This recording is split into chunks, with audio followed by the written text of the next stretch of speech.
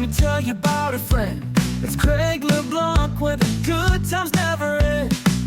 Talking Parks and Rec, it's a show you gotta know. Welcome one and all to the Daily Parks and Rec Show. It's the Daily Parks and Rec Show. If you're not failing, you're not trying, but you gotta fail forward. It's invaluable, and just in life in general. Having a mentor for me was really crucial, because I got to see the good, as we say it. I got so many sayings, but the good, the bad, and the ugly. Because everybody, we talk about the front of the house and the back of the house. The front of the house is usually really pretty and everything like that. The back of the house is really kind of ugly. It gave me opportunities to solidify of where I wanted to go. Welcome to the Daily Parks and Rec Show, where we celebrate the people behind the spaces that bring our communities together. Today, we're joined by Johnathan Papa J. Skinner, a true leader in the world of parks and recreation, hailing from the gorgeous town of Lake Elsinore, California. Johnathan has made a massive impact in parks and recreation, working tirelessly to maintain stunning parks and facilities. With a deep-rooted commitment to the community, he's not only managed beautiful green spaces, but also mentored a whole generation of young professionals entering the industry. His leadership shines through his dedication to sustainability, facility maintenance, and his passion for ensuring that every park serves as a welcoming and inclusive space. Under Johnathan's guidance, parks aren't just places for outdoor recreation, they're hubs of connection, growth, and opportunity. From overseeing the preservation of large urban forests to ensuring that recreational spaces are safe and enjoyable, Johnathan's efforts ensure that communities thrive. And it's not just about the work he does, but the advice and wisdom he shares, which has left a lasting mark on many. Join us today as we dive into Johnathan's journey, the invaluable lessons he's learned along the way, and how his work is transforming parks across California and beyond. This conversation is filled with insight, passion, and inspiration that you won't want to miss. So sit back, relax, and get ready for an engaging conversation with Johnathan Papa J. Skinner, right here on the Daily Parks and Rec Show. All right, we are live. We actually went live with the camera off for a second and forgot that we should be sharing this with the rest of the world. But this is Craig LeBlanc, the doorman with the Daily Parks and Rec Show Leadership Series with Johnathan Papa J. Skinner over in the great sunny state of California. Gorgeous facility. They have their own little slice of paradise over there in Southern California. But how are you doing today? I'm doing great, Craig. I appreciate the opportunity to come in and talk to you. And like you said, we were having a really great conversation and realized, oh, wait, we're supposed to be on the line here. So thanks for the opportunity. This is awesome. Yeah. Well, let's just pick up on that topic, because I think it's such an important one. We were talking about how important it is to include all the people, the old, the young, the handicapped, the different cultures, the different races, different sexes. Everything is about who are we leaving out. And then we were talking about how these elite sports have come in, and they're wanting to win the championship. And there certainly is something to be said about just wanting to be on a really great team with the best athletes and what it's like to participate in a national or a state championship. But what does that do to all the little kids that maybe aren't as athletic? They're not there because they're going to get a college scholarship. They're just wanting to be exposed to the coaching atmosphere, all the lessons that go along with team sports, but they're just not going to be the best little third grader or fourth grader out there. And so we're with the culture of including people, where a lot of times we find ourselves excluding everyone but the best of the best. And then their parents are trying to win, and they're getting sponsors, and they're sometimes the most vocal. And so this is the conversation we were having before we realized we should go live and talk about this. Well, yeah, just to pick up on what we talked about, a couple of things you mentioned, Craig, is, it's ironic that I used to coach travel ball. And we were talking about that. My son played travel ball, baseball, and basketball. So I one of the travel ball teams picked me up as a coach, and then my daughter played travel ball volleyball, and we lived in Reno, Nevada at the time. We traveled all the way to Sacramento or San Francisco every weekend. A lot of money. But nowadays, at that time they usually started doing, and my son is 28 now, my daughter's 30. But at that time it was more 10, 11, 12-year olds. Now they're starting travel ball teams at 5 and 6-year olds. And the exclusionary part is so true in the fact that the majority of the kids playing competitive sports right now are not going to get to that next level. You were talking about, I think it was was it the Braves? Yeah, the Atlanta Braves just brought this to my attention.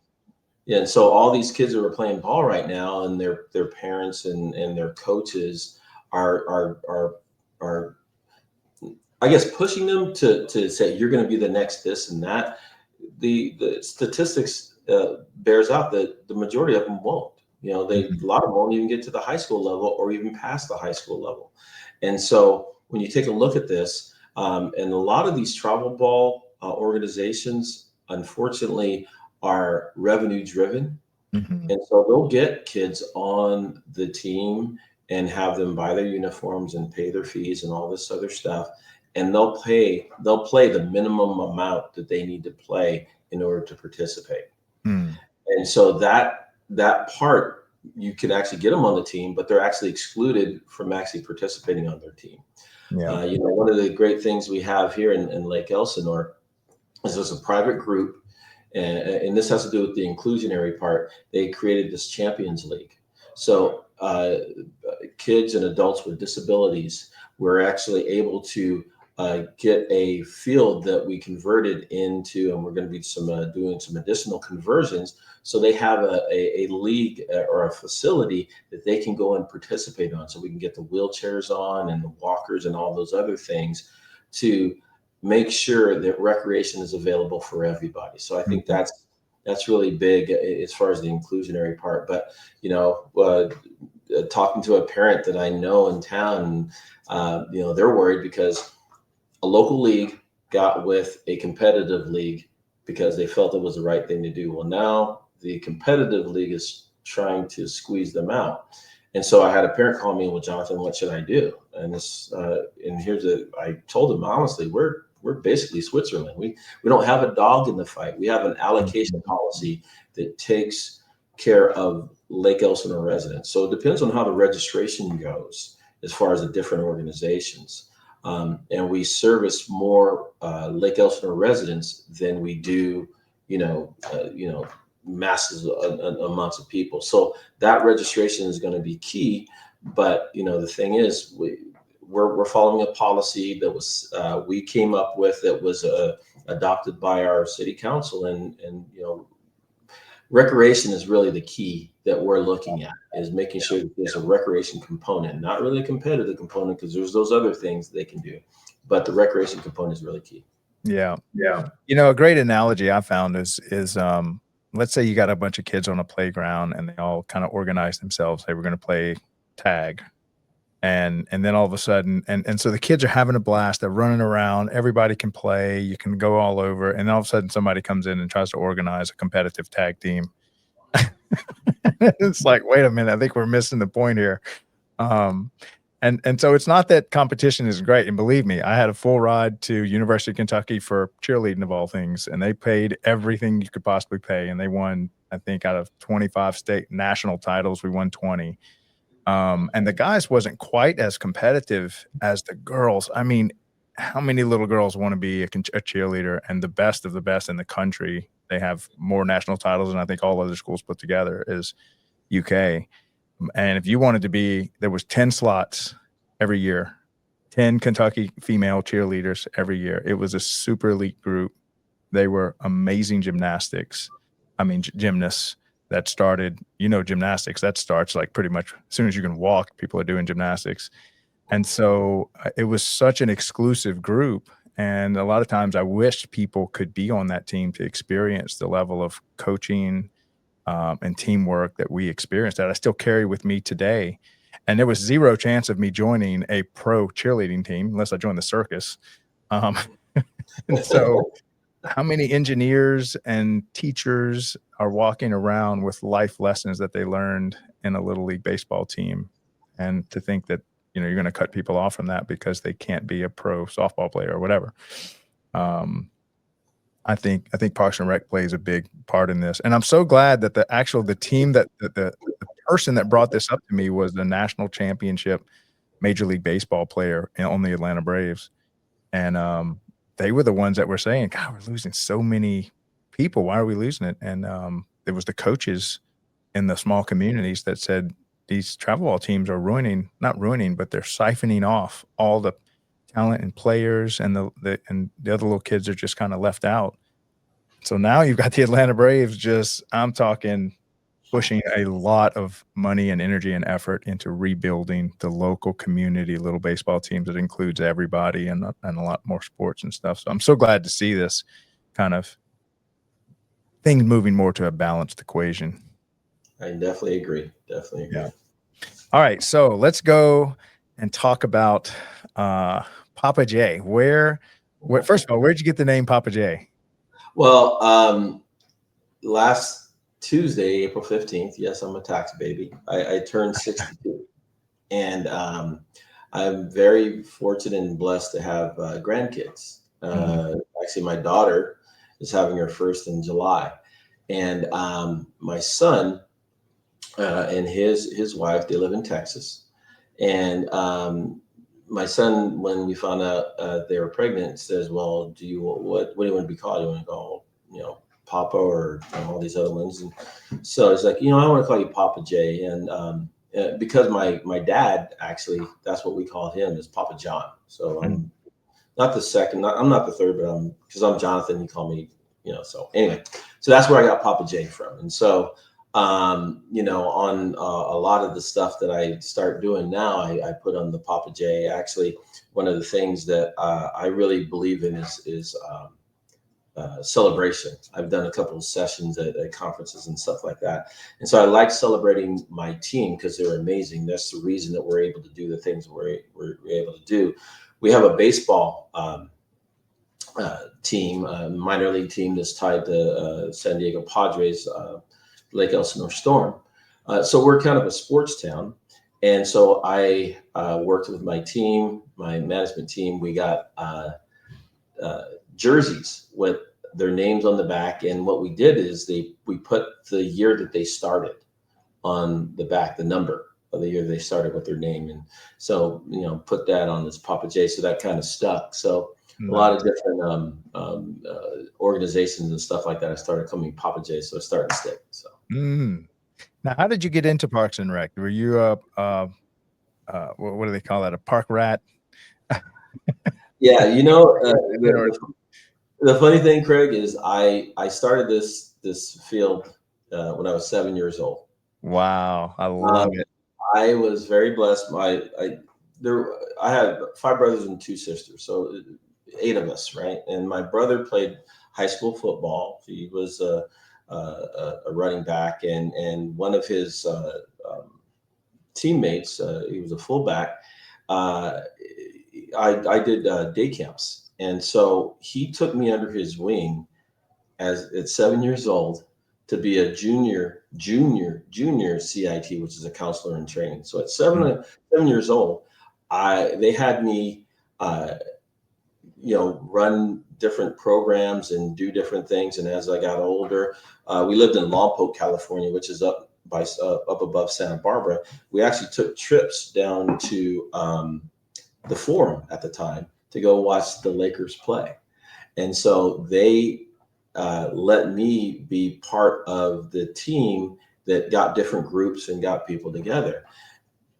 And I found at 7 years old that helping people and the importance of recreation, it was instilled in me at that time.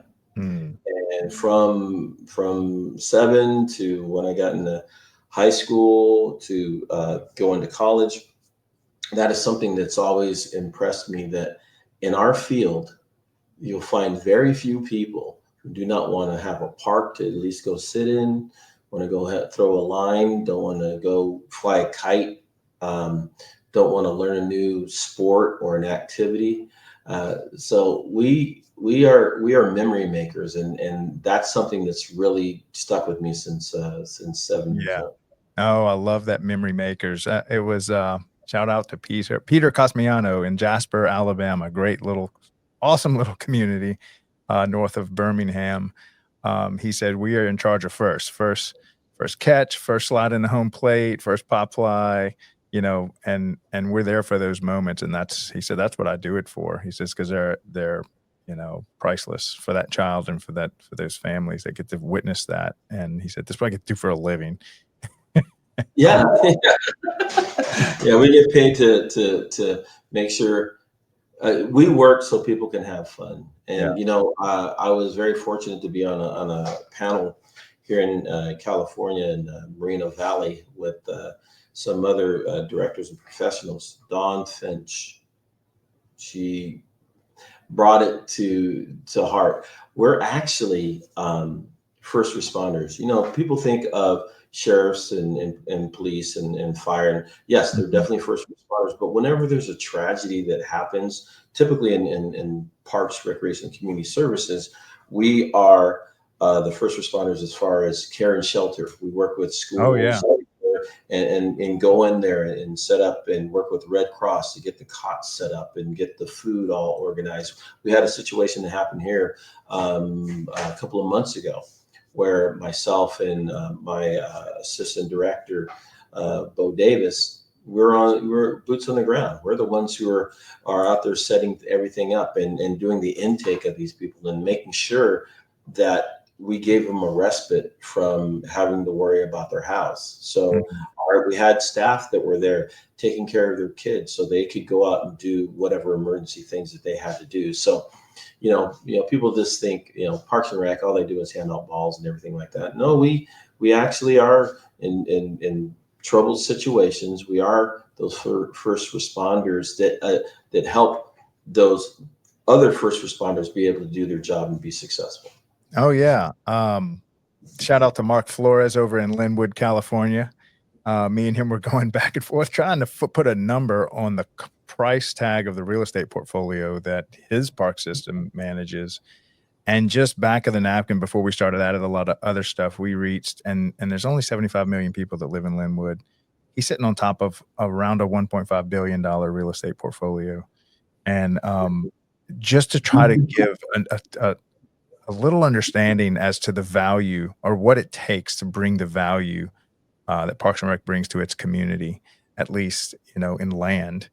And these facilities are used for everything. And like you said, if there's a catastrophe, I was in Baton Rouge when Katrina hit and literally New Orleans just emptied into every Park and Rec facility, every church. And now they're partnered with all these facilities that have to be evacuated for Category 3. I think it's in the Gulf. But the Breck Park is kind of like the go-to organizer for all things when it comes to a catastrophe like that, in a first responder capacity. So the value goes on and on as to what Park and Rec. Yeah, it's when I was in Northridge, then when the Northridge earthquake hit in the 80s. Ironically, that's when we found out we were pregnant with our daughter. Mm-hmm. And once the earthquake hit, we were a mile from the epicenter, my wife and I. So being as a first responder with the city and Parks and Recreation and care and shelter, first thing you do is you make sure your family is fine, and then you have to go out. And typically, going from my house to Santa Clarita, where I worked, it was like a 15-minute drive. It took me 2 hours to get out there. Mm-hmm. And then we would work 13, 14-hour shifts with a 4 or 5 hour break and then go back out. Mm-hmm. So the amount of work and collaboration that community services and Parks and Recreation work during emergencies is pretty incredible. And it's meant a lot to me. Actually, that's what I got my master's in. I got my master's in public administration, but my thesis was on emergency preparedness. Yeah. So the importance there, you can't put a price tag on the knowledge that we bring to, special situations. Oh yeah. And even though the police and the fire department, they have the manpower and the vehicles and stuff, they don't have any facilities. It's not like they have big community centers. They don't have the keys to the kingdom like all the Parks and Rec people do. And, they can open up the door and just be a staging area for FEMA, for local authorities. I remember forever we had helicopters landing on soccer fields as they were picking people up off the roof in New Orleans and dropping them in Baton Rouge and then flying back and doing this over and over again. And so, these facilities are at the disposal of the community for not just community events and special events, but for catastrophes. They're going to be used. Jack of all trades, that's what we do. That's it. Yes, and I'm glad you said that, because if there's any population that can handle the most random assignment, it's Parks and Recreation, because that's all. Exactly. That's why when you talk to some of the city managers, they go, "Where'd you get your start?" I started as a lifeguard, or I started as this, or I started as that. It's that whole community aspect of what we do.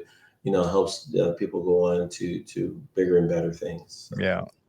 And I was talking with, I think she was the former YPN president a couple of years ago before Molly.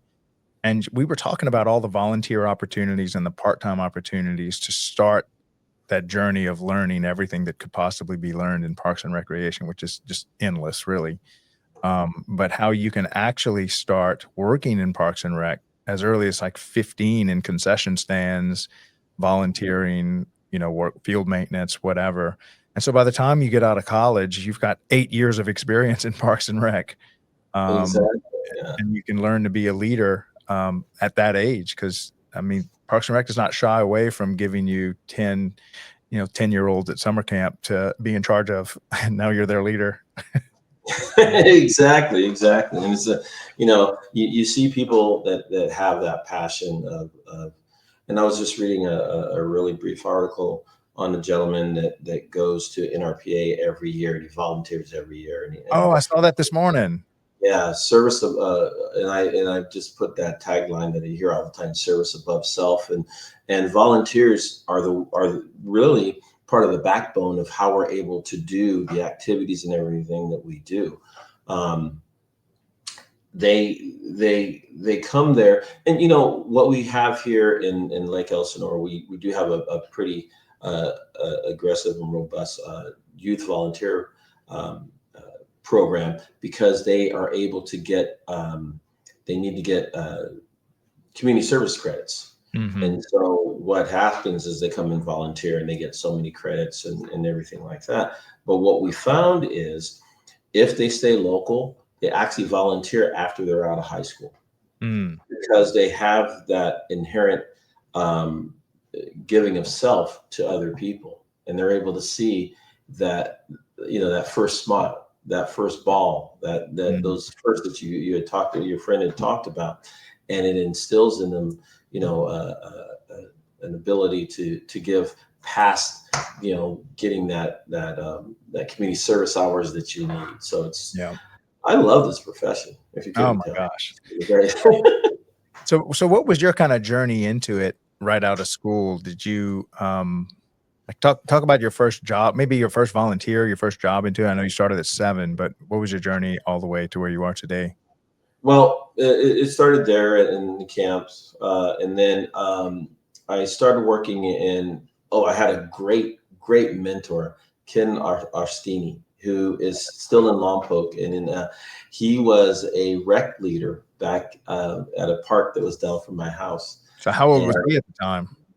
Oh, I was 10, 12. Yep. So it was after my experience in day camps. So I would go over and spend time with Ken, doing different kind of things. We used to play the, oh my goodness, that little golf game with the carom golf games. And we used to do that. And he really took me under his wing as far as learning about, Parks and Recreation and how to, do programming and scheduling, everything like that.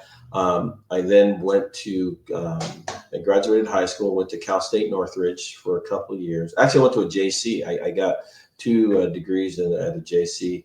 one in recreation, one in leisure service management. So I was there for a couple of years. I had a radio show. It's pretty cool. After that, I went to Cal State Northridge, went and got my bachelor's in leisure service management. It was great because I work full time while I go into school full time. So when people say they can't do it, this old man did it, so it can happen. It just takes you a little longer, but it's definitely worth it. Yeah. So worked all through my JC time. I worked. I lived in Lompoc, California, a little small city in California, Central California, and went to Allen Hancock College, which is in Santa Maria, which is about 45 minutes away. And then while I was going to school there, I worked. We have a military base out there. It's now Vandenberg Space Force, but it used to be Vandenberg Air Force Base, where I was a security sergeant out there while I was doing this. So it was an endless thing. I worked the swing shift from 3 to 11, go home, sleep for a little while, get up, do my homework, then drive 45 minutes to school. Then after school, I then go to work. And so I did that for 4 years until I got those 2 degrees, went down to Cal State Northridge, where I studied leisure service management. Very blessed to have met my wife while I was in college, and she worked at the locals Love's Restaurant, which is a barbecue restaurant in Cali. It's no longer there, but and then I started getting into CPRS, which is the California Parks and Recreation Society. So I was in it as a student and was a student representative on the district board where I was at. As I graduated, I stayed in participation with CPRS and actually became a president of our district in that area. And I also started working with NRPA, which is National Recreation Park Association.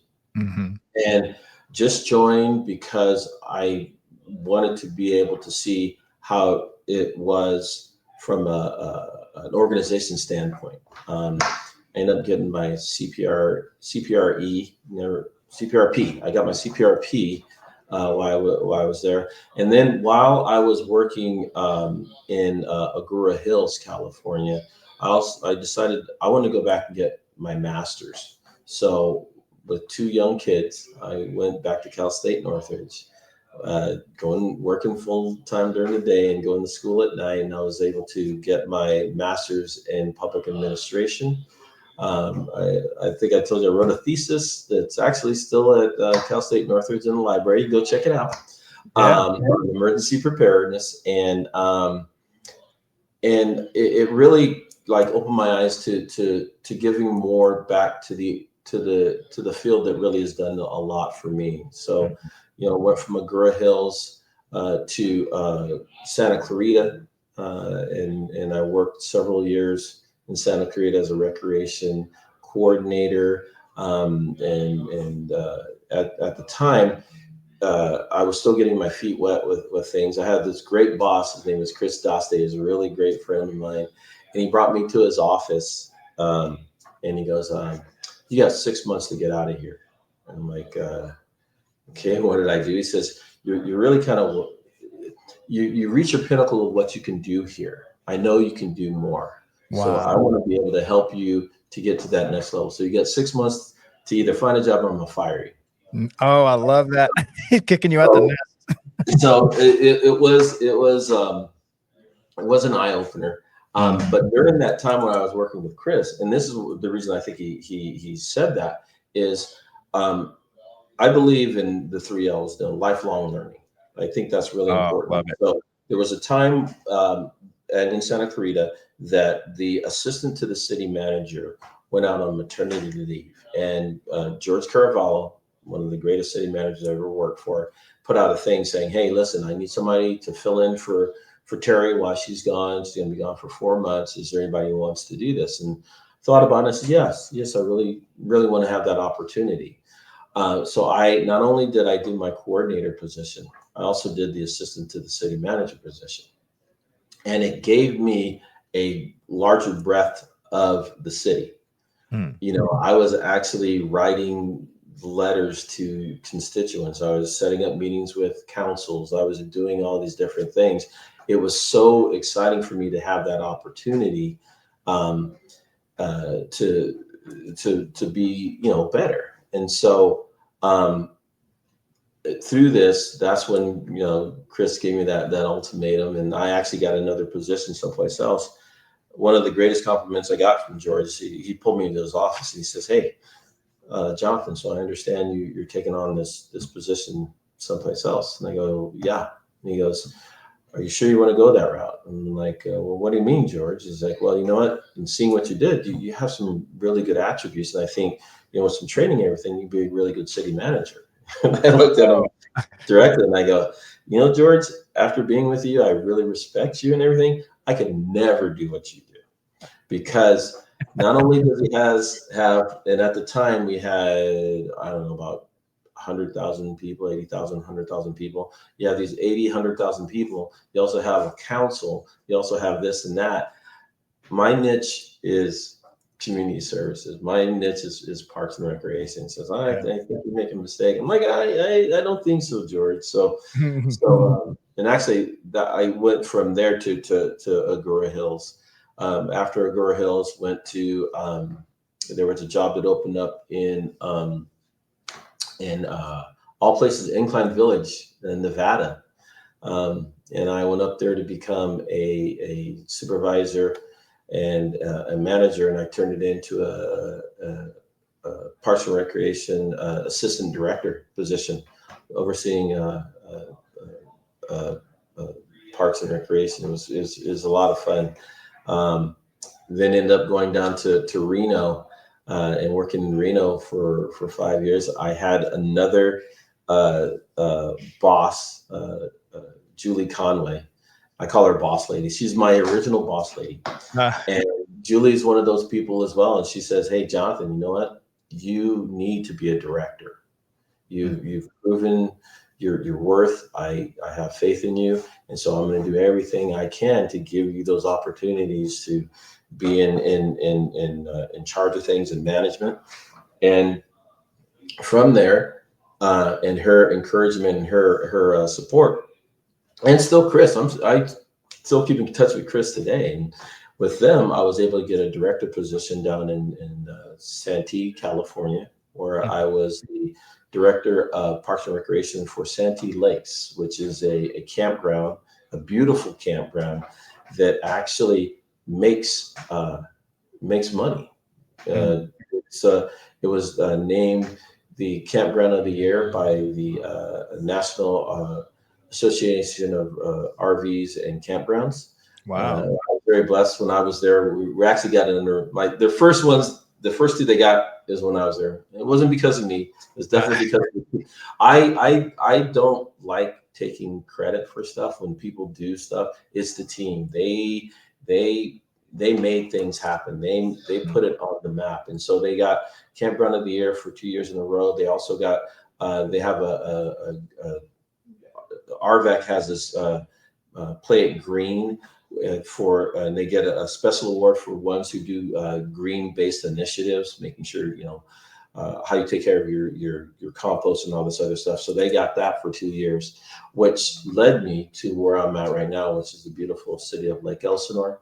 Very, very blessed to be here with the community services department. It used to be Parks, Recreation, and Community Services. The Parks component, it was taken on over by Public Works.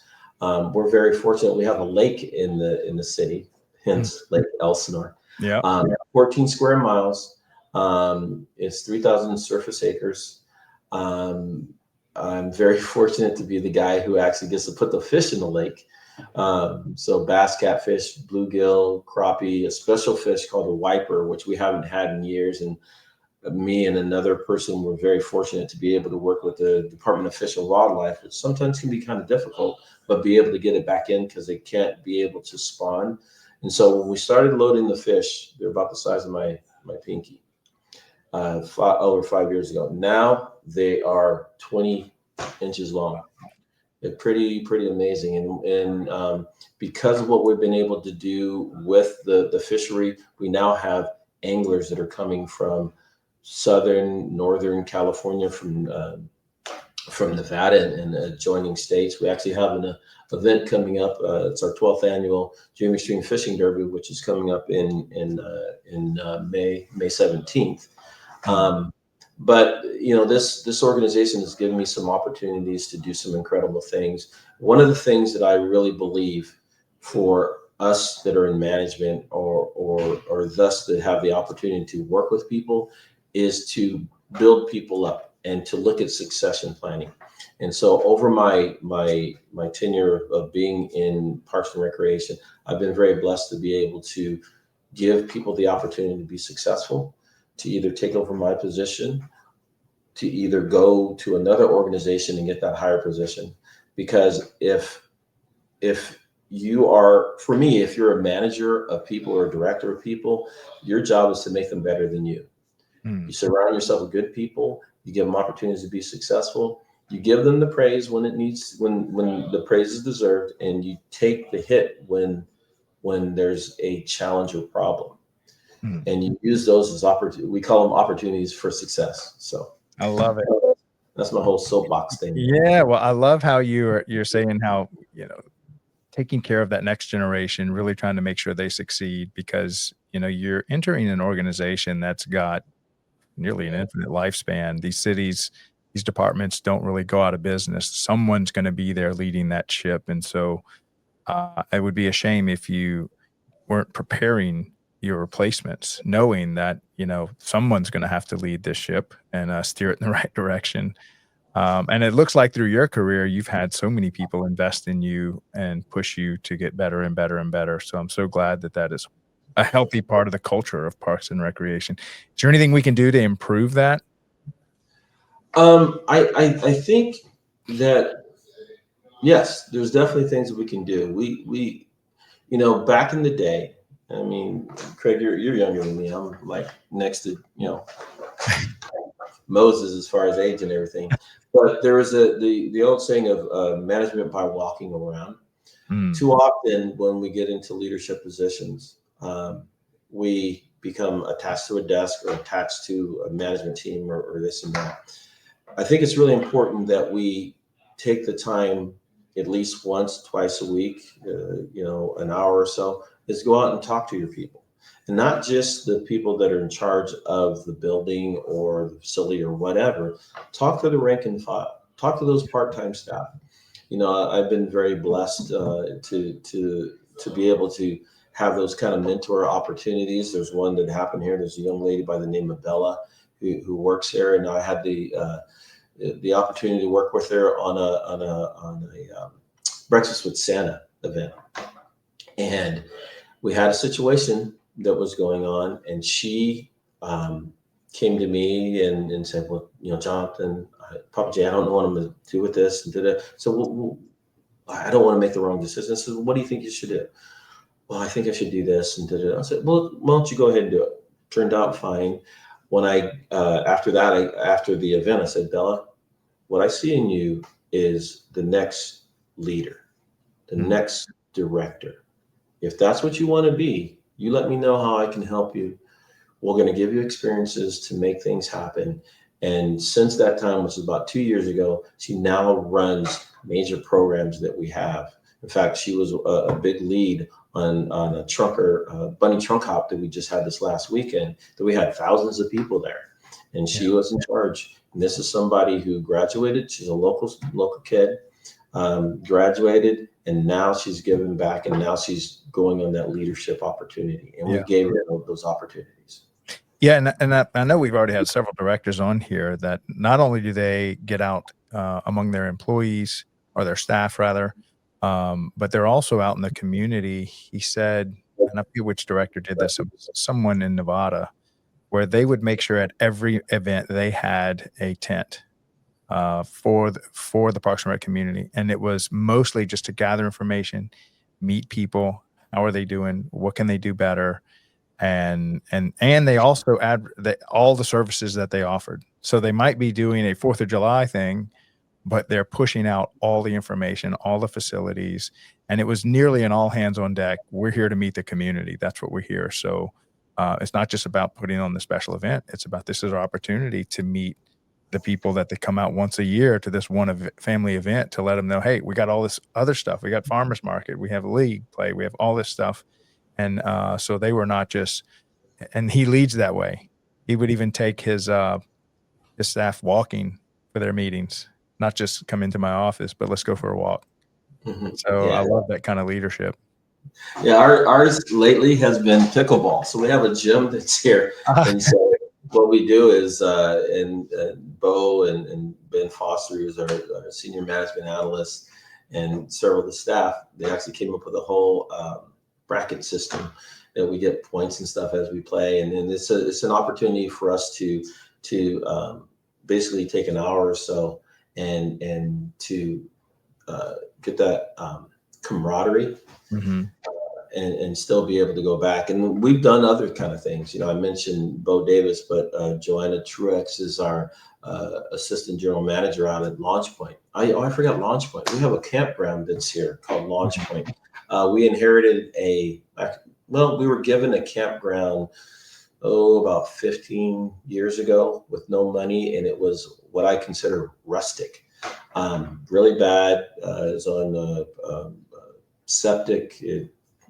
The GFIs busted all the time. So our now city manager, Jason Simpson, got a group of people together. One of the reasons I was brought here is because of my experience with campgrounds. But Jason brought the community together and says, what do we want to be when we grow up with the campground? So it came up, it used to be called La Laguna Resort. It was never a resort. So came together, changed the name, changed the whole trajectory of the campground, put in about $20 million to put it on water, sewer, and electric. We actually have about 180 or so camp spots that can take anything from a pop-up trailer to a 45-foot diesel pusher. We also have yurts, and I don't know if you know what yurts are, but they're soft-sided cabins. So we have yurts. We have 6 of those. We also have a vintage. We call it Vintage Village, but they're Airstreams and Tomahawks, all the older ones, and there's about 8 or 9 of those that you can rent them out either separately, or we now have a company that we work with called Common Sense Events, which rents them out as wedding packages. And so they're vintage, but they're also upgraded. So we have water, sewer, electric, heaters, like glass furnace kind of heaters, and Arctic ACs in them as well. So we also operate that facility as well. So it's our team does so much stuff. It's pretty amazing. Yeah, okay, I can't believe it's already been 40 minutes. I was supposed to stop at the 30-minute to promote our Friday show, but okay. So I want to take this opportunity to promote our Friday show. It's for young professionals in Parks and Recreation. We made this little 1-minute clip, and then I wanted to get Jonathan's input on it, and then to try to talk about what it was like when he was a young professional. So let's go ahead and play this. We'll come right back. The future of parks and recreation is here, and it starts with you. Welcome back to the Daily Parks and Recreation Show, where we bring you the latest insights, trends, and conversations shaping the world of parks and recreation. Today, we're diving into something that's shaping the future of our industry, Young Professional Networks, or YPN. If you love your job and love the parks and recreation community and are looking to connect with the next generation of leaders, this episode is for you. YPN is where driven, passionate professionals come together to connect, grow, and make a real impact. It's not just about networking, it's about building the future of our communities. Why join YPN? Career growth and mentorship. Learn from the best in the industry. Innovative ideas and collaboration. Be part of the next big movement. Leadership development. Take charge, make decisions, and create change. Whether you're just starting out or looking to take your career to the next level, YPN is your gateway to success. From exclusive networking opportunities to cutting-edge industry insights, this is where you build your legacy. Because the future of parks and recreation starts with you.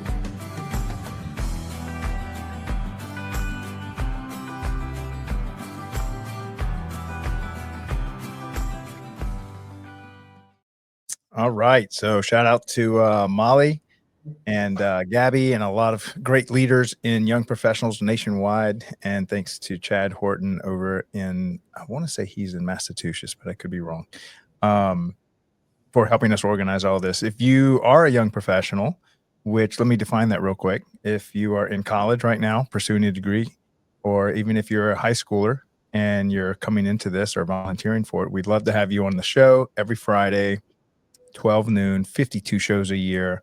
This platform, that show slot is for y'all. And it's more of a panel. So it's not just like me and Jonathan talking. It's like four to six talking heads. And so we'd love to have you on there. And shout out to Nathan Fort over in State Parks in Arkansas. We're going to find a great campground to do an annual event for Parks and Recreation that's super affordable. Literally, it's going to cost you a plane. If you can get a plane, if you can drive there, plane ticket there, that's about all we're going to charge you. Because we want to make something, because young professionals are just coming in, so they're probably saddled with a lot of debt, getting out of school, and we want to make sure that we don't exclude people, because I know sometimes you just can't make it to like NRPA or some of these other events literally because of the price tag. So we want to put something special together for y'all. So go ahead. I might know of a campground out in California. What's that? I might know a campground out in California. Yeah, we're looking. We're looking for a host. I might know a person or two. Yes. I think that opportunity. You were asking me to comment on the video. That video really hit home. It's really, really amazing. YPN.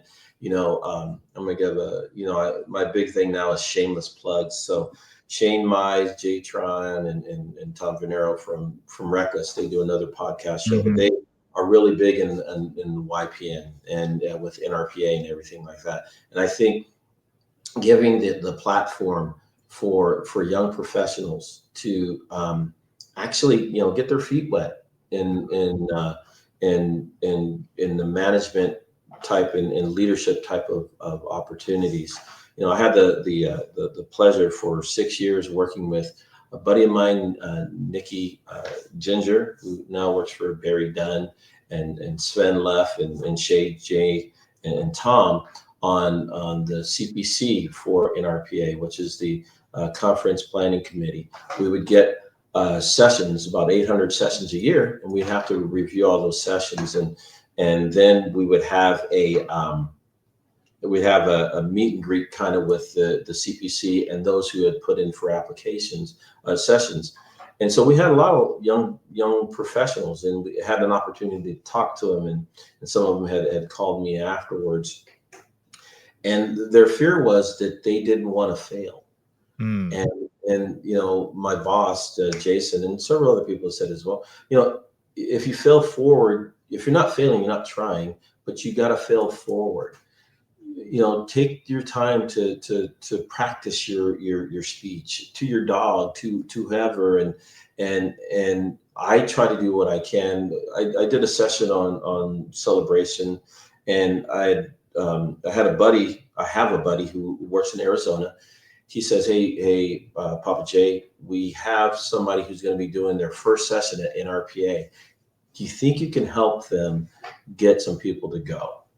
So if you go to my LinkedIn, you can see all this stuff. And I really, like I said, I'm really big on promotion. So I said, hey, listen, if you guys are looking for something to go to, and there's some really up and comers who are coming, and here are the things, that have their pictures up there, and they have their session information.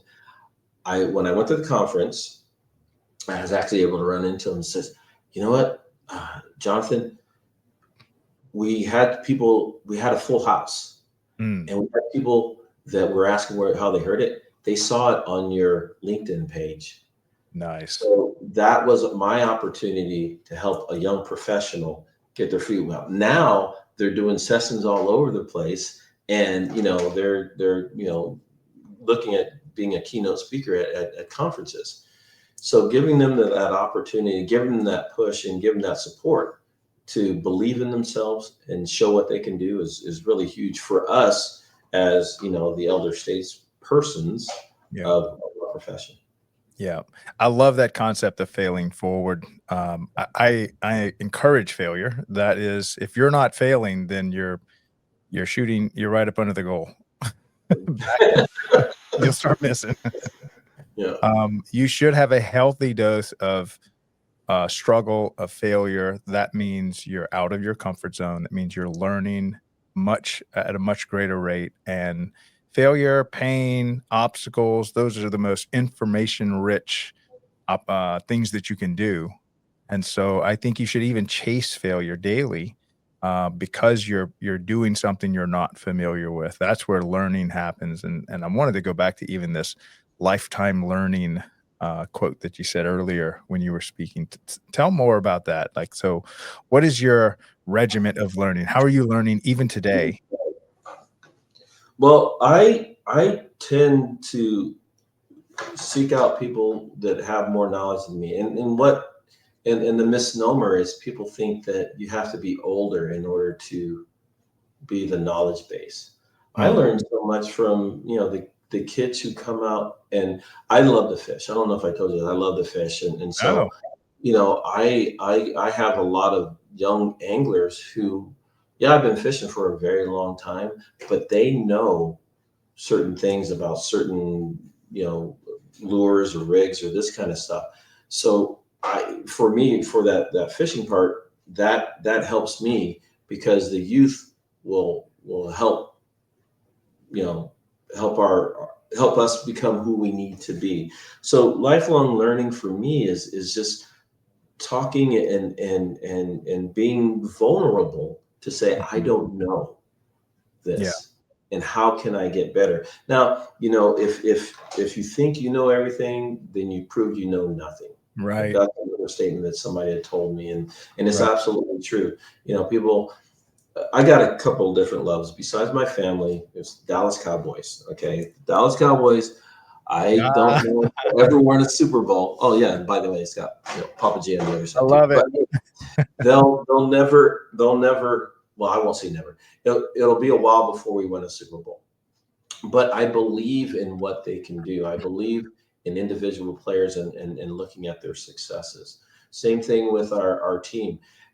We have those difficult kind of situations too from time to time where we have to look at the person and see if this is actually the right fit for them or maybe someplace better, giving an opportunity to be successful someplace else. And so having those kind of conversations, though they're difficult, they have helped me in my, my personal life, being able to handle difficult situations, in my professional life, making those difficult decisions with my family or being able to, present and have those, difficult decisions, conversations as far as finances and budgets and those kind of things. So there's always opportunities to learn. There's Right. always opportunities to learn. Yeah, and especially more than ever in as a species, our human race is having to deal with so much disruptive technology that's coming in, and a lot of previous wisdom that we've gained. Imagine you're the world's best at working a mule and a plow. How does this prepare you to work a tractor? And or you're the best candle maker on earth. How does it prepare you for electricity? And then with these robots coming into field maintenance and with AI coming in and helping us manage all the data and information we manage, we are all pre-K in all this disruptive stuff coming into our lives. And so all of us have to learn. And I can tell you, just with building a media company, the AI tools that we use to build the Daily Parks and Rec show, we're all in first grade. And so it does not matter that you're 60 or 16. We're all in the 101 class. And so if you're not a lifetime learner, you really get left behind with all this disruption that's coming into really everything we touch. And social media is a perfect example. This show was just not possible just a few years ago. All the technology now we can actually find our voice as a nation of Parks and Rec professionals and get it and pump it out live stream to all platforms. And I promise you, we are all learning. The only thing I'm qualified to do is actually be a master electrician. Everything else I'm learning. So, uh, so maybe talk about how important was mentorship in your life? Because I think that ties well with the young professionals and just your career. But let's talk about what it's like to have a mentor and be a mentor in Parks and Recreation. It's invaluable, and just in life in general. Having a mentor for me was really crucial because I got to see the good, as we say it. I got so many sayings, but the good, the bad, and the ugly. Um, when they bring you along to actually see the inner workings of how things are, because everybody, we talk about the front of the house and the back of the house. The front of the house is usually really pretty and everything like that. The back of the house is really, really kind of ugly. And it gave me opportunities to solidify of where I wanted to go. And that mentorship of saying, here's paths that you need to take in order to get there.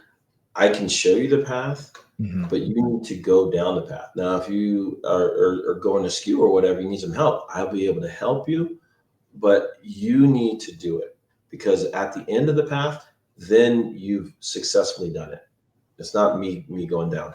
Me as a mentor, I try to do that same thing. Real quick story. We have a program here called Future Leaders, which is a youth and government kind of program that for juniors and seniors, that they learn about the city and how we operate. And it's all the directors of community services, public works, city clerk, council members, and they take those positions and they learn what we do. And then there's a council meeting, a mock council meeting that they actually operate and they actually run, and they come up with different ideas and of what they want to do. One of them, which was great, they actually created a teen room in one of our buildings here. But one of the students that was in our first program, his name is Brandon. Shout out to Brandon. Hopefully he'll watch this. He's on LinkedIn. And he was really into what we were doing with the city. Every year, so we also have a program called Call Graves. It's a scholarship program. There's a person who passed away. He left us $1 million endowment. So we're giving away scholarships. Brandon was one of those who got the scholarship. He ended up going to UCLA, and every year on his break, he would come back and volunteer in the city clerk's office every year for 4 years. Wow. He graduated and he got the ROTC scholarship, which means if he's going into military, then they get some additional money every year. I get kind of misty with it because it really means a lot to me. When he graduated from UCLA, he always calls me Mr. Johnathan. He says, Mr. Johnathan, I just want to let you know, I am graduated. I'm going into Space Force. The reason I'm doing this is because of what I learned from you and the city in my time there in the Future Leaders program and my volunteer with the city. Now, Brandon he's in Space Force. Actually, he's in Alaska now. He's gone up through the ranks to get promotions over the last couple of years from that mentorship that we started as a high school kid to now he's doing these great things. That's the kind of thing that makes you look at, am I making a difference? And that right there is an example. So. Wow, what a beautiful story. That reminds me, as you were speaking, one of my favorite movies was the first Matrix. There's this scene where he goes to see the Oracle, and this old lady that's sitting in this kitchen that it reminds me of my grandma's kitchen. And she says those words. There's a difference between knowing the path and walking the path. And a lot of times as a mentor, we know the path, but having someone that you're working with walk the path is totally different. The advice you give them, and sometimes if you tell them the path that they're getting to walk on, they'll go the opposite direction. And so you're almost like putting these breadcrumbs in front of them, knowing that the journey they're going to have to walk on. And I love how a skillful mentor can give them just the right piece of information, because a lot in that one movie clip, you can see how she knew his potential, she knew his future, but she had to just give him that one piece of information that would kind of pique his curiosity, so that he would maybe just take the next step he needed. And I know mentors have been a huge part of my life. Yeah, just another shameless plug, right? That's my new catchphrase, as I said before, is, my birthday was last week. And so my staff is always looking for something new or whatever to do. And so I always talk about the 5 W's: who, what, when, where, why. If you're doing something, if we're doing a program, do the 5 W's. We'll be able to answer anybody's question. And the H, which is how much, and that kind of stuff. So when they decided to do a present for me, and it's actually, if you go on my LinkedIn, you can actually read it, but they've done the 5 W's of Johnathan Skinner. I love it. And so when you talk about mentorship and how you wonder what kind of effect you have on people, they've done it. And it's not only the management team; they also went down to the rank and file, to the frontline rec aides and those kind of things. And so that information's in there, and it shows that through not direct mentorship, but into osmosis mentorship, if you will. They've actually taken these things that I've said or that I've done, and they've internalized it in how they go out and do their job. Wow. To me, that right there shows that mentorships don't have to be one-on-one. It could be done in a larger sense. And what you say can have an effect on so many different people. Yeah, some of my best mentors were dead before I was ever born, and I'm able to take their writings and their wisdom and shout out to the long dead Earl Nightingale. Had a great thing called "You Are What You Think About." Pretty much the great, what's called, The Strangest Secret. Oh my gosh, I can't believe I'm forgetting this. Anyway, just look up Earl Nightingale. He's all over the place, all black and white stuff. But anyway, it's amazing how mentorship, especially if it's given to one person, how many of this advice is just timeless. And that, the 5 W's, like you said, that can exist throughout all humanity. And so getting that information out there, you never know which some young person getting into your industry is going to capture that one piece of information, and that's going to stay with them for life. Okay, so I can't believe we're already at the 1 hour mark. that flew way too fast. Okay, so maybe you can help me find a place that would host YPN for an in-person event. If you know of a campground or something that would be willing to. Yeah, I wanted to. Yeah. Actually, I have some friends in Tennessee who have a great campground. It's a beautiful campground. When I was in RVAC, I got to know them. But yeah, we'll talk. That's it. We're going to do something special for these guys. Well, fantastic. Love having you on the show, Johnathan. Any closing remarks for the world of Parks and Rec? Just, shows like Craig's, and like I said, Reckless, and Datis has one to gravitate to these shows, because you don't have to reinvent the wheel. They have so many different mentors, if you will, on these shows, and we're more than happy to share our experiences, because the more we share, the more what we think lives on. So I appreciate this opportunity, Craig. This was great. Can't stop smiling. Yeah. Can't wait to watch this again. I'm with Papa J's with the doorman. This is pretty good. It could be a sitcom. I don't know. That's it. We're gonna have you back for sure. Hopefully in person. That would be great. When you attend the YPN convention, whenever and wherever. I'd love to have you back on the show. So appreciate you stopping by and giving us your time today. Well, thank you so much, Craig. You have a great day, sir. You too. Take care. Bye. All right. So that was Papa J over in the beautiful town of Lake Elsinore, California. Beautiful community. Check out their Facebook page. Has a ton of stuff. I mean, you're going to be tempted to move there if you if you look too deeply at the paradise that they're living in and have just unbelievable leadership that you just got to see for an hour. So I really appreciate his time and everything he's done for this Parks and Rec community. So this is our leadership series, Monday through Thursday, where we highlight professionals and careers of people just like Johnathan Skinner. We also have, as we talked about, our Friday show, which we had a little promo on, and we've got something cooking in the back. Our version 2 of that promo. We have our 4th show coming up. But if you'd like to come on that show, or if you're a Park and Rec professional, director, and you have an intern that is just really doing well, has a lot of potential, encourage them to come onto the show, share their journey with us, and really get involved with organizing the young professionals of America in Parks and Recreation.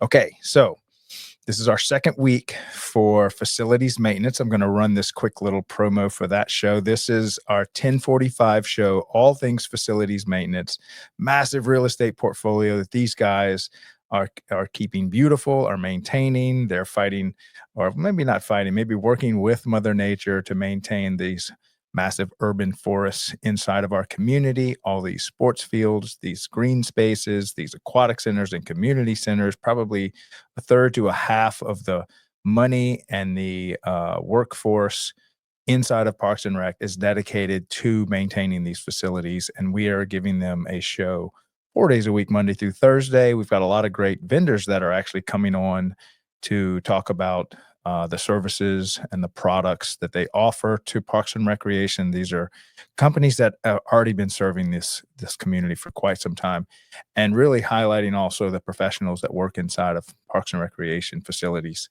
So let me go ahead and play this, and then we'll close out the show. Welcome to the Daily Parks and Rec Show, where we highlight the essential work that keeps our parks and facilities thriving. From local ball fields to multi-use athletic complexes, field maintenance ensures every space is safe, ready, and welcoming for play and community events. Facility maintenance is the backbone of operational excellence, ensuring that recreation centers, playgrounds, and shared spaces are functional, clean, and built to last. Behind the scenes, equipment maintenance keeps vital tools and machinery in peak condition. At the core of future forward thinking is sustainability management, integrating green practices that reduce environmental impact and enhance long-term resource stewardship. Facilities maintenance is more than routine upkeep. It's strategic, essential, and foundational to building healthy and resilient communities. This is the Daily Parks and Rec Show, honoring the professionals who keep our spaces running and our communities strong. All right, so facilities maintenance show, 10:45 a.m. every morning, Eastern time, every morning, well, Monday through Thursday. So check that out.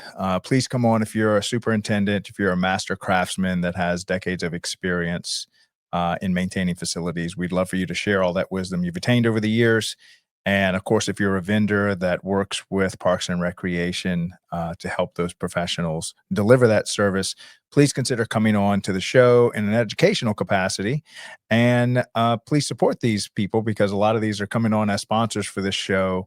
Also, if you need that thing right there, that is an LED light that I manufactured when I owned a manufacturer facility before semi-retiring from that. And I'm using this to fund the show. So if you need, if you have a local baseball field in a little community and you've got a few lights that are out and you just want to upgrade them to LED lights, this is a workhorse light that lasts 100,000 hours. I designed this myself with a background in electrical and lighting engineer, something that'll just last pretty much forever. It's just a direct replacement. You send your guys up there with that fixture instead of a bulb and ballast, and then that will give you many years of maintenance-free operation without having to really upgrade the entire facility. Most of these baseball fields, soccer fields already have really good poles and brackets and electrical going up to the poles. You just need good solid fixtures to replace those old bulb and ballast metal halide fixtures. So you can knock out 2 birds with 1 stone, supporting the Daily Parks and Rec Show and getting great LED lights that can be controlled by your cell phone, flipping them off and on. from your bed rather than getting out of bed on a Sunday night when somebody leaves the lights on. You can just flip them on with iPhone app. It's really cool. So if you'd like to support the show, please reach out to me there. If you'd like to come on to the show, if you have somebody you'd like to recommend to come on to the show to share their experiences, or a professional, or even if you're retired, please check me out on LinkedIn and follow all of our stuff. We are everywhere. We're on YouTube. We're on Facebook, X. I have a small but growing X community. My former media company that I made was for the Bitcoin community. They all live on X and Nostr. But my Parks and Rec community mostly is on Facebook and LinkedIn. I encourage y'all to get on X, though. There's a lot of good stuff happening on there. And then check out Nostr. It's the newest protocol that is going to, I think, dominate all social media. But it's kind of new. It's like the early days of the internet where it was really clunky and just building itself. But I'm putting a lot of my content on that as well to make sure we're reaching all the corners of the internet to share this great content that's inside of the Parks and Rec community. So, Johnathan, thank you so much for coming on to the show. Hopefully I can go visit your beautiful area of the country and maybe even bring a bunch of young professionals with me. So this is Craig LeBlanc again, signing off. Craig LeBlanc, the doorman, signing off with the Daily Parks and Rec Show Leadership Series. We will see y'all here again tomorrow. First at 10:45 with the facilities maintenance, followed by another leadership series. So y'all have an awesome day. We'll see you tomorrow. Love you guys. Bye.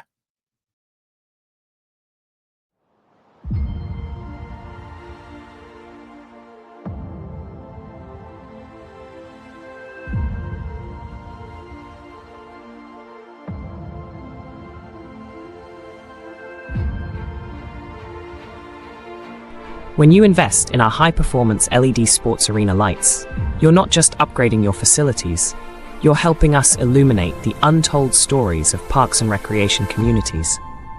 Every purchase directly supports the Daily Parks and Rec Show, a media platform on a mission to celebrate the heart and soul of our local parks and programs. From after-school activities to summer leagues, these spaces shape lives, and their stories deserve to be told. Why your support matters. Capturing community impact. Your contribution helps us assemble a talented team of digital artists, storytellers, and filmmakers to create compelling videos, articles, and short films that spotlight how Parks and Rec programs change lives. Sharing untold stories. From a child's first home run to lifelong friendships forged on the court, we'll document these priceless moments and share them with the world. Inspiring the next generation. By highlighting the joy, inclusivity, and opportunities found in our parks, we foster a deeper appreciation for these vital community spaces. Light up arenas, brighten futures. Your choice to install LED sports arena lights isn't just a smart investment in energy efficiency and performance, it's an investment in stories that deserve to be told. Be part of the story. Take action today. Purchase LED sports arena lights and help us shine a spotlight on the heartwarming stories that define our parks and communities. Contact us now to learn more about our products and how your support fuels the Daily Parks and Rec Show. Together, we'll shine a light on the moments that matter most.